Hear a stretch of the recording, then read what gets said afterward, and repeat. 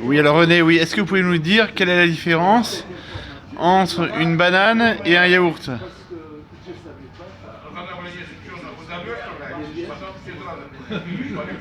C'est bon. Entre un fruit et un pot de yaourt. Donc ça peut... Répète. Quelle est la différence? Entre un fruit et un pot de yaourt. C'est tout bête. Alors allez-y, on vous écoute. On ne filmez pas. On vous écoute. C'est tout bête. Dites-vous la réponse. Ah. Le fruit et yaourt, c'est pas pareil parce que c'est à la base du lait. Bon, mais d'accord. Bon, alors c'est ça la réponse. Bon, écoutez. Bon. Alors, allez-y. Vous croyez que c'est ça la réponse? Est-ce qu'ils sont de nature différente? Non. Non. Non, parce que la pomme c'est de l'eau. Un fruit alors qu'un yaourt c'est quand même de la viande quoi. Oui, c'est pas ça la bonne réponse.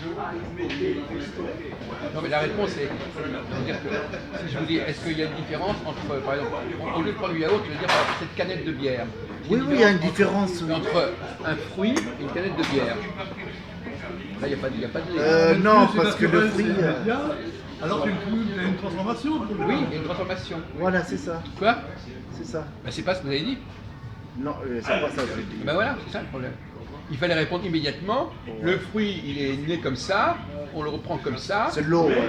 Comment? Oui, le fruit c'est de l'eau. On s'en fout que ce soit de l'eau. Oui. Et puis C'est né d'un arbre, voilà, vous allez le cueillir comme ça. Il ne passe pas par l'usine. Non. Bon, voilà, c'est ça le truc. Ça vient de l'arbre. Voilà, ou est-ce qu'il y a une différence entre la feuille de coca et le Coca-Cola, quoi? Non. Voilà. Ah oui. Ah oui. La feuille de... non, c'est... Bah, ça s'appelle Coca... Non, ça s'appelle ça ou c'est Coca-Cola en fait? C'est des boules. Le coca, le cola. Oui, tu confonds le coca et le cola. Non mais il a raison, le Coca-Cola, il y a une recette spéciale Voilà, pour c'est ça. fabriquer, et les Ça gens fait ça, peuvent en fait. directement consommer la feuille de coca Voilà. sans passer par la fabrication Ou bien industrielle. le fruit cola. Le cola, c'est un fruit africain. Oui. Ouais, mais ça, Oui, mais ça, où est-ce qu'il y a une Sénégal, différence hein. voilà, oui, entre la feuille de cola Sénégal. et la cocaïne? Parce qu'en Amérique du Sud, oui, ils mâchent la feuille de coca, c'est ça? Valentin. Donc, attendez, on C'est est en ça. train de filmer. Oui, les Indiens, oui. Oui, C'est les ça, oui. Indiens. Hein, et ils mâchent Ils la... mâchent, oui. Ça soigne. Eh ben, eux, par contre, ils n'ont... Oui, ils les passent pas- Indiens, oui. c'est pas Voilà, fabriqué. voilà, ils font pas de la cocaïne, C'est quoi. pas fabriqué. Voilà. Non, ils les mâchent parce que ça Par soigne. contre, la cocaïne, on fait un ça, laboratoire. c'est une Voilà. drogue, Il y a un ça. laboratoire. Oui. Il y a- Mais c'est fabriqué. attends, la feuille coca et puis cocaïne, chimique. ça n'a rien à voir. Hein. Coca, c'est pas la drogue, hein, excuse-moi. Bon, en tout cas, voilà, c'était ça la réponse. C'était ça. Ok. Alors C'est les maintenant- Indiens, ils mâchent ça. Bon, maintenant, attendez, on n'a pas fini. Attendez, vous pouvez nous laisser tranquille avec vos histoires de journaux à la con, là. Bon, la question Combien c'est de les gens, savoir là comment, si on prend ça comme une parabole, Ouais. si on prend ça comme une parabole, ça s'applique à quoi? Une parabole du yaourt et du fruit. Ouais. Une parabole, c'est-à-dire comment ça s'applique. Ça nous révèle quoi, la parabole du yaourt et du fruit? Comme les paraboles qu'on trouve dans l'évangile. Ah oui. C'est révélateur de quoi? Qu'est-ce qui peut être assimilé au niveau Non, mais on parle de géopolitique, Coca, au là. niveau historique? Vous êtes en retard d'un métro là, mon Dieu. Qu'est-ce qui peut être assimilé d'un côté à ce qui relèverait assimilable à un fruit, et ce qui serait au niveau des peuples, des religions, assimilable à un yaourt?